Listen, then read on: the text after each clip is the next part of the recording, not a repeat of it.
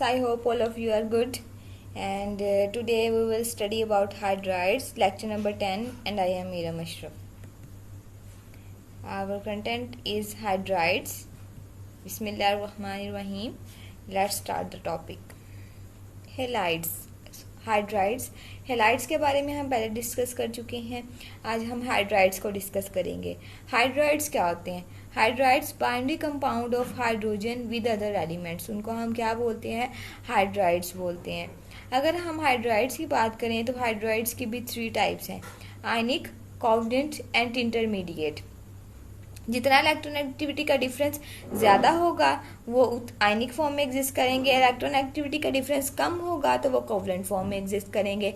जो हमारे पास first group A के एलिमेंट हैं और सेकंड ए के एलिमेंट्स हैं वो हाइड्रोजन के साथ कंबाइन करते हैं और एच नेगेटिव फॉर्म में होता है और ये पॉजिटिव फॉर्म में होते हैं और ये हमें आयनिक हाइड्राइड देता है. आपको पता है कि अगर हमने हाइड्राइड आयनिक बनाया है तो वो क्रिस्टल फॉर्म में होगा, सॉलिड होगा, high melting point, boiling point होंगे और गुड कंडक्टर होगा इलेक्ट्रिसिटी का मोल्टन स्टेट में. ये प्रॉपर्टीज़ तो थी जो हमने पहले भी डिस्कस की हैं, प्रीवियस लेक्चर में भी हम यही डिस्कस करते आ रहे हैं. अगर हम left to right periodic table में मूव करते हैं तो करैक्टर आयनिक से कोवलेंट की तरफ शिफ्ट होता है, तो बॉन्ड क्या हो जाएगा? कोवलेंट हो जाएगा और वो हाइड्राइड जो होंगे वो कोवलेंट होंगे. जो हमारे पास बेरिलियम और मैग्नीशियम है ये इंटरमीडिएट हाइड्राइड देता है. इनकी प्रॉपर्टीज़ आयनिक और कोवलेंट दोनों की क्या होती है? इंटरमीडिएट होती है. जिस तरह हमने पीछे डिस्कस किया था कि हमारे पास आयनिक और कोवलेंट हैलाइड्स थे, थर्ड कैटेगरी पॉलीमेरिक थी, तो इसी तरह ये जो इंटरमीडिएट हाइड्राइड हैं इनको हम पॉलीमेरिक बोलते हैं और ये पॉलीमेरिक फॉर्म में एग्जिस्ट करते हैं.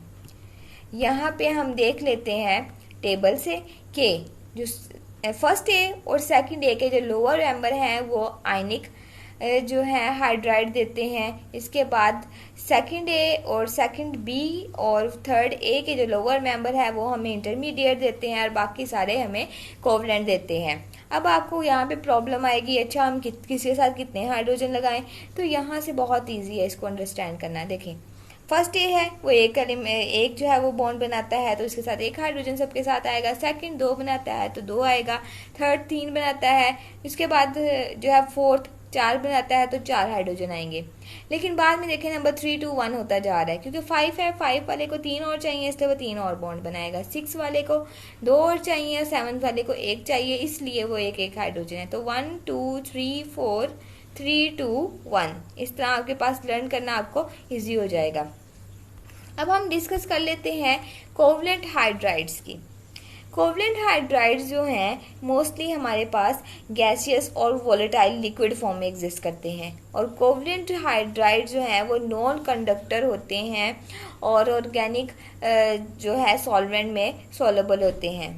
अब बॉन्ड जो है वो इनका जो बॉन्ड एनर्जीज हैं वो इसके साइज पे और इलेक्ट्रोनेगेटिविटी के डिफरेंस पे डिपेंड करती है. स्टेबिलिटी जो है वो कोवलेंट हाइड्राइड की लेफ़्ट टू राइट इंक्रीज होती जा रही है क्योंकि लेफ़्ट वाले जो हैं वो हमें देते हैं आयनिक और जो राइट वाले हैं वो हमें देते हैं कोवलेंट. अगर हम फ्लोरीन की बात करें तो वो ज़्यादा स्टेबल होता है as compared to thallium, lead और बिस्मिथ. यहाँ पे आप देखें कि फ्लोरीन ऊपर आ रहा है, थेलियम, लेड और बिस्मिथ ये क्या आ रहे हैं? लोअर मेंबर्स हैं. तो लोअर मेंबर्स क्या होंगे? स्टेबिलिटी उनमें कम पाई जाएगी लेकिन अपर मेंबर्स में स्टेबिलिटी ज़्यादा पाई जाती है. तो कोवलेंट हाइड्राइड में ऊपर वाले मेंबर ज़्यादा स्टेबल हैं as compared to the lower member क्योंकि इसमें बॉन्ड वीक होता जाता है. अब हम यहाँ पे देख लेते हैं कि जो हाइड्रोजन है उनके जो हैलाइड्स हैं उसका इलेक्ट्रोनेगेटिविटी का डिफरेंस वो मोस्टली 1.8 से ग्रेटर ही निकलता है. हाइड्रोजन की होती है 2.1. आप बाकी किसी भी एलिमेंट से कंपेयर कर सकते हैं. तो उससे आपके पास जो बॉन्ड होता है मोस्टली हाइड्राइड में ionic bond polar covalent bond पाया जाता है. लेफ़्ट टू राइट इलेक्ट्रोनेगेटिविटी का डिफरेंस बहुत ज़्यादा होता जाता है और बॉन्ड की पोलैरिटी उतनी ही ज़्यादा इंक्रीज होती जाती है. जैसे यहाँ पे आप देखें इलेक्ट्रोनेगेटिव बहुत ज़्यादा इलेक्ट्रोनेगेटिविटी का डिफरेंस है हाइड्रोजन फ्लोराइड का, जिसकी वजह से ये हमें जो है कोवलेंट बॉन्ड जो होगा वो इनका पोलर होगा। नेक्स्ट हम देखते हैं कि जो हमारे पास वाटर है, वाटर और उसके अलावा हाइड्रोजन फ्लोराइड और अमोनिया, ये हमें जो है अगर हम टॉप टू बॉटम आते हैं तो इनके जो बॉइलिंग पॉइंट्स हैं वो हमारे पास इंक्रीज होते हैं ग्रुप्स में, जैसे हम टॉप टू बॉटम आते हैं। लेकिन वाटर की, हाइड्रोजन फ्लोराइड और अमोनिया के एक्सेप्ट हैं, इनमें हाइड्रोजन बॉन्डिंग की वजह से हाई बॉइलिंग पॉइंट होते हैं जो कि एक्सपेक्ट भी नहीं किए जाते। हाइड्रोजन बॉन्डिंग को तोड़ना थोड़ा सा डिफिकल्ट हो जाता है, जिसकी वजह से इनके बॉइलिंग पॉइंट बहुत ज़्यादा होते हैं। तो अभी हम इसको जो है वो स्ट्रक्चर से भी देख लेते हैं कि इनमें कैसे हाइड्रोजन बॉन्डिंग एग्जिस्ट करती है। यहाँ पे हमारे पास स्ट्रक्चर है वाटर का। वाटर में क्या है, ऑक्सीजन और हाइड्रोजन के दरमियान में कोवलेंट बॉन्ड पाया जाता है और ये कोवलेंट बॉन्ड भी पोलर होता है। अब ये देखें, ये जो हाइड्रोजन है ये ऑक्सीजन के साथ क्या बना रहे हैं, हाइड्रोजन बॉन्डिंग।